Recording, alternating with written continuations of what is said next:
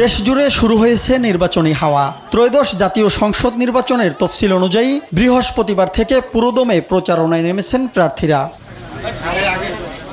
এবার নির্বাচনে 298টি আসনে প্রতিদ্বন্দ্বিতা করছেন 1981 জন প্রার্থী, যার মধ্যে 51টি নিবন্ধিত রাজনৈতিক দলের প্রার্থী রয়েছে 1732 জন, আর স্বতন্ত্র নির্বাচন করছেন 249 জন। নির্বাচনে অংশ নেয়া রাজনৈতিক দলগুলোর মধ্যে সবচেয়ে বেশি প্রার্থী বিএনপির। 288 আসনে প্রার্থী দিয়েছে দলটি। পরের অবস্থানে রয়েছে ইসলামী আন্দোলন বাংলাদেশ। এ দলটি প্রার্থী দিয়েছে 253 আসনে। বাংলাদেশ জামায়াতে ইসলামী প্রার্থী দিয়েছে 224 আসনে। এছাড়া জাতীয় পার্টি 192 আর জাতীয় নাগরিক পার্টি এনসিপি 32 আসনে নির্বাচনে লড়ছেন।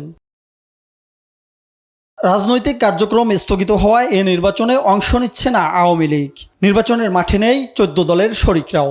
নিবন্ধিত হয়েও কৃষক শ্রমিক জনতা লীগ, বিকল্পধারা, তৃণমূল, বিএনপি ও বাংলাদেশ জাতীয়তাবাদী আন্দোলন বিএনএম সহ 8টি দলের কোনো প্রার্থী নেই এবারের নির্বাচনে। সীমানা জটিলতা নিষ্পত্তি হওয়ায় পাবনা 1 ও পাবনা 2 আসনের প্রতিদ্বন্দ্বী প্রার্থীরা 27 জানুয়ারির পরে নির্বাচনী মাঠে যুক্ত হবেন। তাইমুন ইসলাম রায়হান, দেশ টিভি, ঢাকা।